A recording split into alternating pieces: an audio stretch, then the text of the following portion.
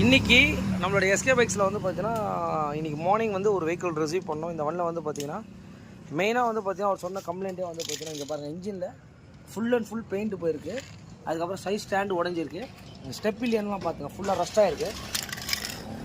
அதுக்கப்புறம் வந்து பார்த்தீங்கன்னா சைலன்சர் ஃபுல்லாகவே நம்ம ஸ்டே சைலன்சரு இன்ஜின் இது. அதுக்கப்புறம் ஃபோர்க் ஆயில் சீட் இந்த ஒர்க்குக்காக தான் நம்மக்கிட்ட கொடுத்தாரு. மெயினாக அவர் சொன்ன விஷயமே வந்து பார்த்தீங்கன்னா கொஞ்சம் ஜிக்ஸாக் பெயிண்டிங்கில் பண்ணிவிடுங்க அப்படின்ற மாதிரி நம்ம சொன்னார்.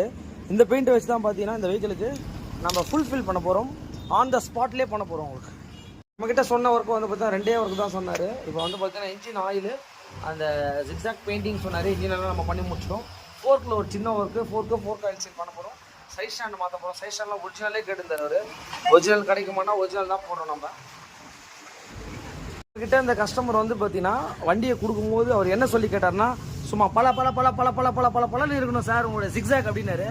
நீங்களே எந்த அளவுக்கு வந்திருக்குன்னு பார்த்துக்கங்க. நம்மளோட ஜிக்ஸாக் ஃபினிஷிங்கு ஸ்டேல் அடிச்சிருக்கேன், இன்ஜின் ஃபுல்லாக அடிச்சிருக்கேன், சாரி கார்டில் அடிச்சிருக்கேன். சைலன்சரில் பாருங்கள், சும்மா பல பாருங்க. சிம்பிள் பட்ஜெட்டுங்க. சிம்பிளாகவே அந்த ஒர்க்கை பண்ணி முடிச்சுட்டேன். அவர் சொன்ன டைமில் வந்து பார்த்தீங்கன்னா இந்த வெஹிக்கிளை நம்ம ரெடி பண்ணி முடிச்சிட்டோம். இந்த மாதிரி உங்கள் வண்டிக்கு ஏதாவது கண்டிப்பாக பண்ணனாலும் எஸ்கேவை கான்டாக்ட் பண்ணுங்கள். Bye bye.